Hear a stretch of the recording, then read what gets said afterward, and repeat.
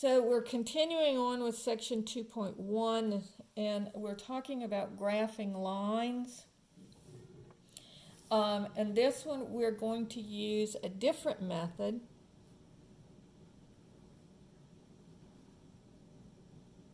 And it is called the intercept method. So the other one we just picked values for x. Now we're going to look for our x and y intercepts. All right, so and the times that you want to do this, and I'm going to show you can do it either way, but if you have an equation that looks like this, 2x plus 3y equals 6, you want to use the intercept method to find to graph the line, because notice that the x and the y are both on the same side. Now, watch what happens. So just like before, I'm going to pick a value for x. And again, I always start with 0 because it's so easy to plug in. But in this case, I always want to start with x is 0 because I'm looking for my x and y intercepts. So remember, the y-intercept is where x is equal to 0. So that would give me 2 times 0 plus 3y equals 6. Well, this is 0. 2 times 0 is 0. So I just have 3y equals 6. So if I divide both sides by 3, I get y is equal to 2. Now notice, when it's in this equation, this number hanging out over here is no longer the y-intercept. All right, so this would be over 0 up 2. All right? Now, just like we can pick values for x and that determines y, we can also pick values for y and that will determine x. So what I'm going to do now is, in order to find my x-intercept, well, what's the x-intercept? That's where y equals 0, because that tells you to just go over and don't go up or down. And so now I'm going to let y equal 0. So I'll have 2 times x plus 3 times 0 equals 6. So 3 times 0 is again 0. So again, I just have 2x equals 6, divide by 2, and I get x equals 3. So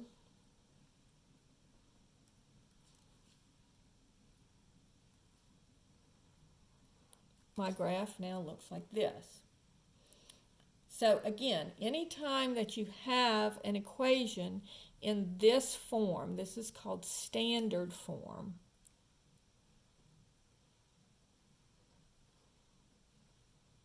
And we'll talk about it more.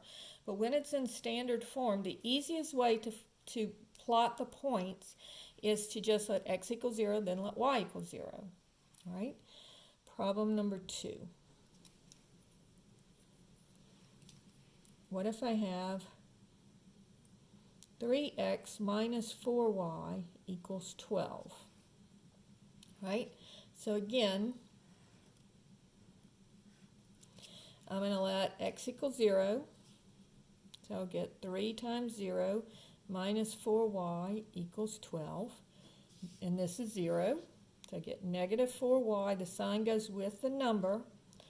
Divide both sides by negative 4, and I get y is equal to negative 3.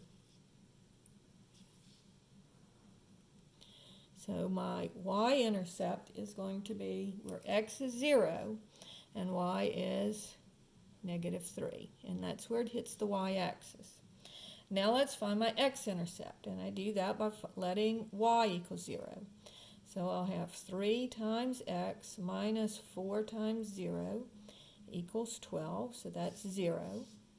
So I get 3x equals 12, and divide both sides by 3, and I get x is equal to 4.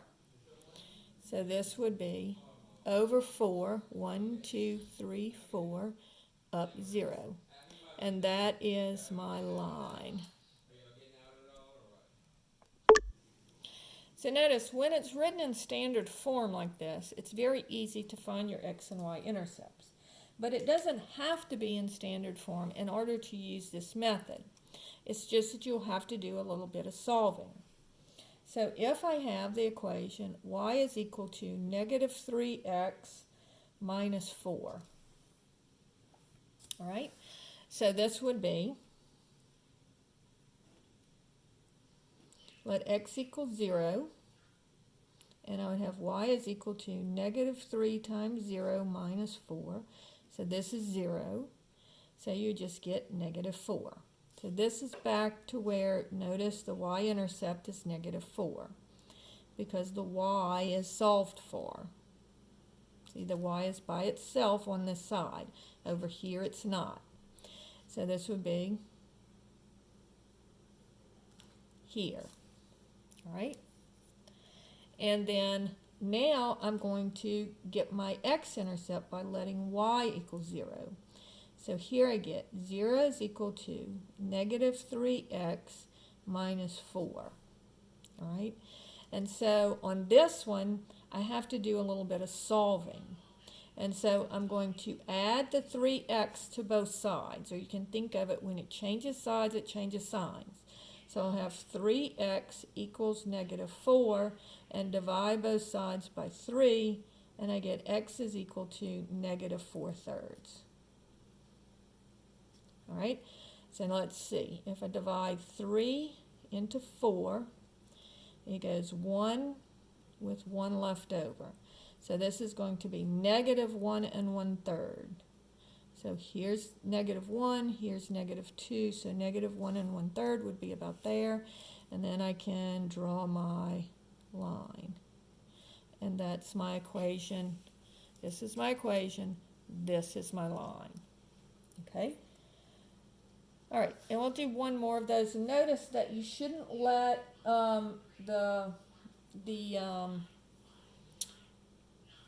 x having values that are fractions. Don't let them bother you. They're fine. So if I have problem number 4,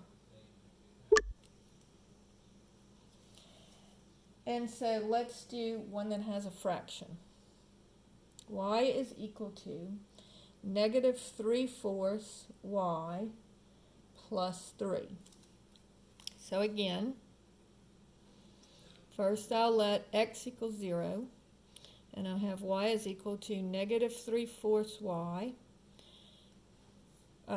3/4 x, which is 0, plus 3. So again, this is 0. So I just get y is equal to 3.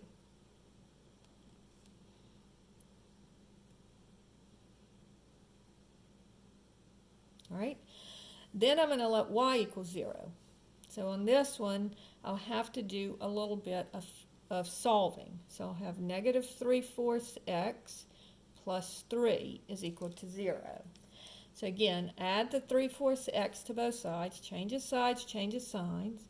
So I'll have 3/4 x equals 3.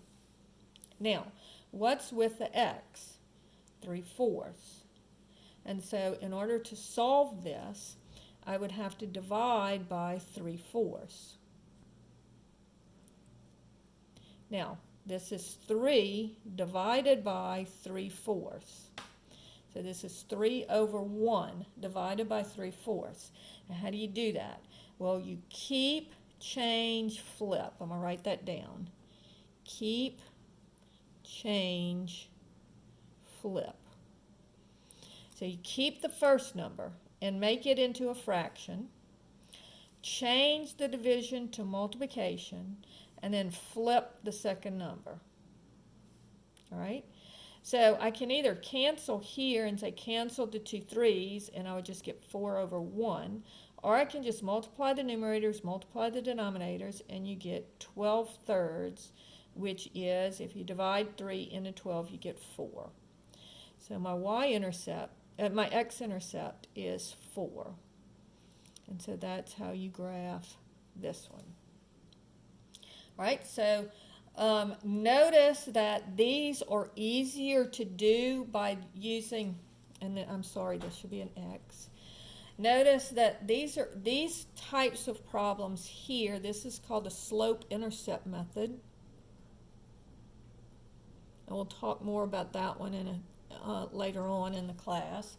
But this is called the slope-intercept method, or form of the equation. These are easier to do by just plugging in values for x, because here I could have plugged in 0 and plugged in 4, which is what I ended up getting. But when they're in standard form, where the x's and the y's are together on one side with a number on the other side, that's called standard form, and they're easier to graph using the intercept method. And these in slope-intercept form are easier to graph by just plugging in values for x. And so that's it for graphing lines.